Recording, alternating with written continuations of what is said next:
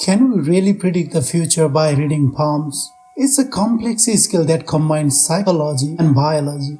Palm readers use statistics, books, and their own experiences to make predictions as accurate as possible.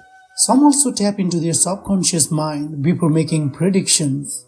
There's a popular practice called Panchanguli Sadhana in Tantra, Mantra, Yantra, Vidya, where practitioners gain control over their subconscious mind to improve their palm reading abilities. Our palms have over 250 lines, each with its own meaning, but sometimes predictions based on books or experience can be inaccurate. Cheiro is a well-known palm reader whose predictions were never questioned. He spent 3 years in India learning palmistry and completed Panchanguli Sadhana. Dr. Narendrata Srimali, one of my gurus, was a renowned tantric known for his divine wisdom. Influenced by his teaching, I began reading palm in 7th grade and continued to research and collect data until 2020. I have many incredible stories related to palm reading that I will share once I have explained the science behind it. First of all, let's understand the subconscious mind on a very basic level. If you want to know in detail about it, I have other videos for you to watch. Your subconscious mind is like a powerful computer that runs into the background of your brain, quietly influencing your thoughts, feelings, and behaviors without you even realizing it.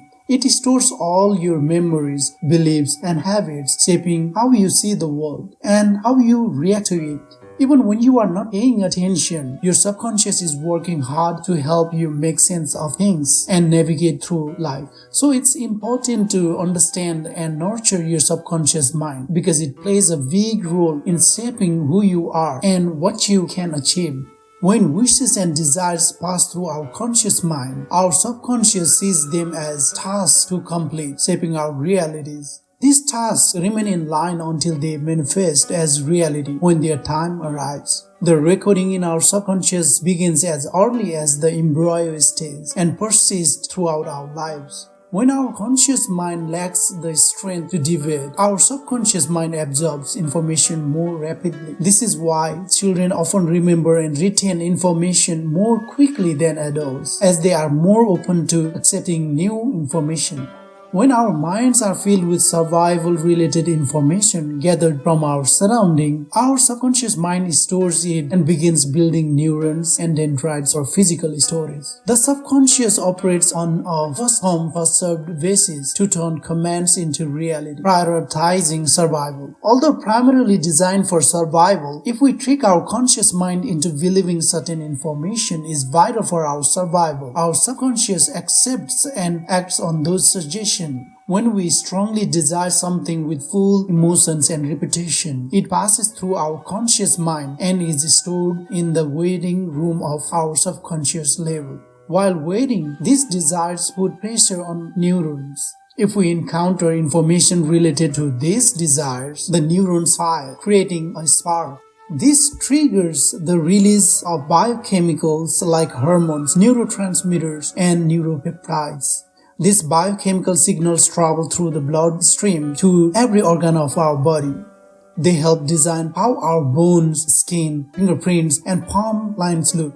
Many people argue to ridicule palm reading, claiming that if they were to lose their hands, they would have no future because palm readers could not read their lines. Your physical features like your finger structures, bones, skin, or palm lines are not the cause, but the effects. Even if you were to lose your hands, what is meant to happen will still occur because it's already stored in your subconscious mind, waiting to become reality. There are ways to deactivate these waiting thoughts before they manifest, but it is not as easy as we might think.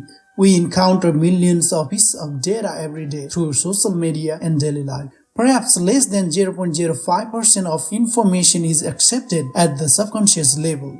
With thousands of data already stored for survival, adding more overwhelms its storage. So less repeated suggestions are seen less valuable, while those repeated with strong emotions are prioritized for becoming reality. The subconscious doesn't differentiate between positive or negative desires. It only registers emotions and repetition. Desires that come true are visible in our lives, but those waiting to manifest soon can be understood by studying the codes and signals present in various body parts like the nose, ears, teeth, lips, palms, feet, and so on. The most accurate method is palm reading when done with proper knowledge. Palmistry holds a vast amount of data from numerous lines to various structures and mounts. Simply understanding 30 or 50 lines is not enough. A thorough palm reading can unveil insights into the seeker's subconscious mind, covering everything from health to love life. It can reveal details about others connected to the seeker, even beyond their conscious knowledge. To delve into the seeker's subconscious and predict the future accurately, the readers must also tap into their own subconscious mind.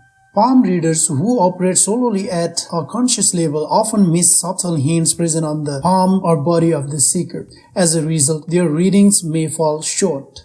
Therefore, it is recommended that palm readers undergo 60 days of Panchanguli sadhana to deepen their understanding and intuition.